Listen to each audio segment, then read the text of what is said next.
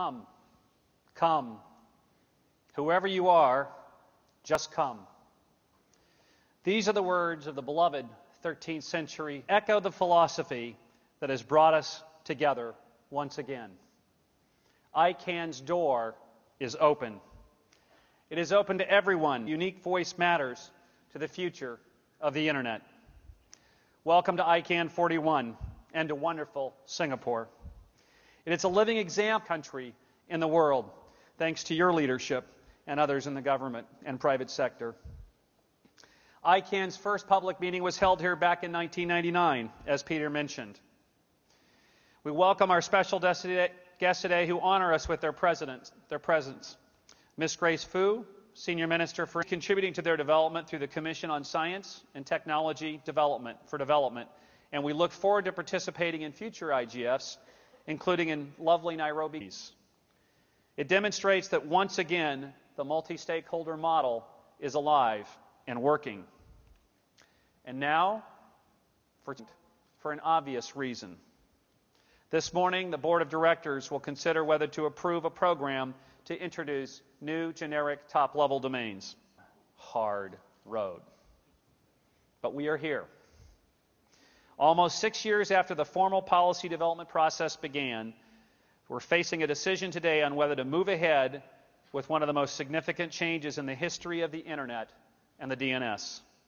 And a lot of people thought we'd never get here. It's for companies and products, IGOs, and others. This demonstrates the rich platform for innovation that new GTLDs represent. Others are preparing to take advantage of the upcoming change, even if they do not intend to apply for TLDs themselves. Development of the new GTLD program continues to be conducted in a highly transparent, inclusive, and comprehensive fashion. And this is continued here on every basis as designed by you, the community, and as approved by the ICANN board, if approved by the ICANN board. As CEO, I have neither and the practices to develop the program's framework successfully. When the ICANN community develops and implements policy, everyone gets a say. This careful and extensive consultative process, especially on detailed matters of such consequence, takes time, but the result reflects a well-considered community consensus. We have reached the end of the policy and implementation planning phases of new GTL at work. Internationalized domain names make it possible to access the Internet in scripts other than Latin-based characters, and their successful adoption has been one of ICANN community's greatest successes. The new GTLD program will enable additional IDNs. One pending issue is the potential delegation of variant top-level domains. Some scripts, Chinese for example, exist in multiple individuals offered their views on these important issues. The comments indicate strong percent, over 80%, for ICANN's performance of the IANA functions and for keeping those functions together. The call for greater transparency and greater multi-stakeholder involvement in a global trust anchor for Internet Number Resource Certification. We applaud their important efforts. As many of you are no doubt aware, the Department of Commerce has asked for additional comment on enhancing the IANA functions. This further notice of inquiry seeks input on more detailed proposed changes to the IANA contract. Again, I urge all of you and everyone in the community, each one of you, to please submit your views, no matter what they are, on how you think the IANA function should evolve in this component of the Internet. Again, I urge you to join us in engaging in the dialogue. It's imperative that the performance of the IANA functions receives the support of the global Internet community. And we thank the NTIA for providing the community with multiple opportunities to provide open and transparent input. ICANN continues to implement the recommendations on the Accountability and Transparency Review Team. We created a team of executives to focus on this area to ensure that adequate resources were dedicated and that the work got done. We have proposed that all 27 recommendations all 27, be adopted. The board must take action by the end of June and allocate the necessary resources. We have been conducting the analysis, listening to the community input, and developing implementation plans for board consideration. Many operational improvements have already been implemented, as you have seen.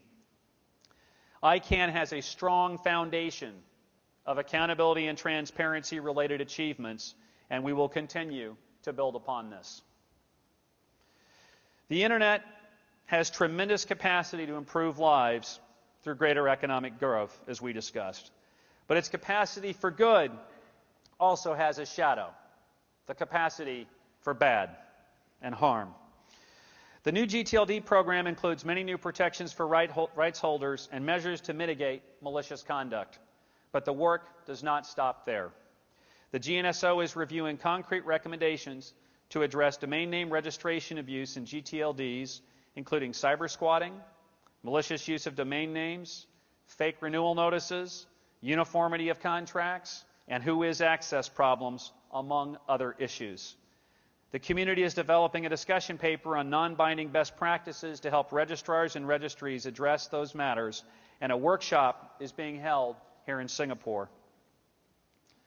Who-is data includes registered domain, provide a more factual, data-driven foundation for future policymaking. One is reviewing previous GNSO who-is policy issues and current and potential technical requirements. A strong who-is database is a priority as ICANN increases its collaboration and engagement with law enforcement. Law enforcement has a key role to play in our multi-stakeholder community, and Interpol is an important explore avenues for further collaboration on Internet security. This was the first high-level meeting between ICANN and Interpol. We were pleased to learn of their interest in joining the GAC as an observer.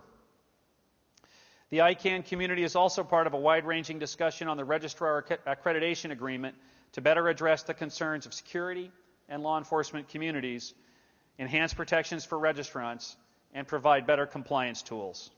I hope that a full-day working session on the AOC SSR review team, workshops on DNSSEC implementation, and technical sessions with a global agenda. We must have the leadership, professional skills, and experience to meet these increasing demands. And while we have made solid progress, the challenges continue to grow, and we must redouble our efforts. These past 2 years have been a period of significant transition for ICANN staff. Many changes have been made to ensure that we continue to serve this community and the public interest to the highest professional standards. We are building a world-class organization. We have upgraded policy development support, created a communications department, enhanced IANA processing, and enhanced its resiliency, and we've strengthened the security team and also contractual compliance. The changes to date have also produced a mature and cohesive senior management team that functions at a very high level of quality, productivity, and teamwork, and continues to grow in its scope and abilities. Simply put, we have a great executive management team. We continue to bring in many individuals with diverse international backgrounds. This helps to globalize our organization and extend our language skills to address more communities. We're also building new tools so our staff can do their jobs more effectively. A new financial system, the TLD application processing system, and a new and more effective intranet that replaces previous outdated systems. All of this has been achieved while keeping turnover in the organization well below industry norms. A normal rate of turnover in the high-tech and nonprofit sectors, as most of you know because you function in it, is 20 to 25% a year. Despite material upgrades in numerous key positions, ICANN's turnover in 2010 was only 11.62%. 11.62. And in 2011, overall ICANN turnover is tracking at an annualized rate under 13%, still below average. But it's important to note that turnover office, and we could see a rise in departures as our highly qualified staff are recruited by other organizations, including some in this room, for their unique experience in this. The community began discussions on whether ICANN ethics policies need to be strengthened. The past 2 years have been a tremendously rewarding period in my professional life. What we have all achieved together in only 2 years is truly remarkable. If new GTLDs are approved, it will be our 4th major achievement of global significance since my arrival just 2 years ago. Together, we completed the affirmation of commitments. We then completed IDNs in the Fast Track program not long after that. And then DNSSEC was successfully launched last year and has now been rolled out around the world. Everyone in this community can be proud of these accomplishments on time in a high-quality manner. And of course, we've seen a significant strength of the multi-stakeholder model through enhanced relationships around the world. We did all of this while ensuring 100% accuracy in IANA delegations and redelegations and maintaining the stability of the Internet's root, which is job number 1. But our work is not done. I will not stand here and pretend that any of this has been easy. It has not been easy. Or that there have not been naysayers. There are. I am proud to have led this organization through such a productive period under such enormous pressures and change. Peter Denge-Thrush and I are very different people. We have different talents, different work styles, different backgrounds and interests.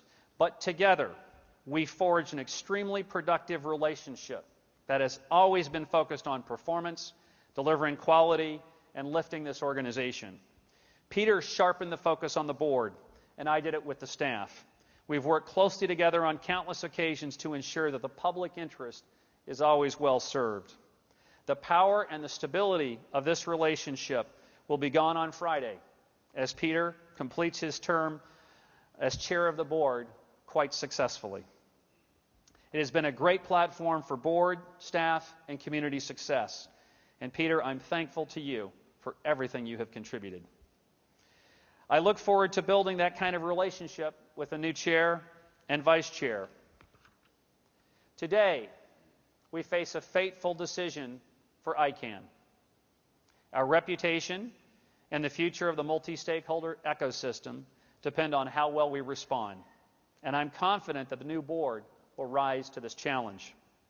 The new GTLD program will be a crucial test of our ability to execute and stay focused on what matters, not on the noise that can distract us all.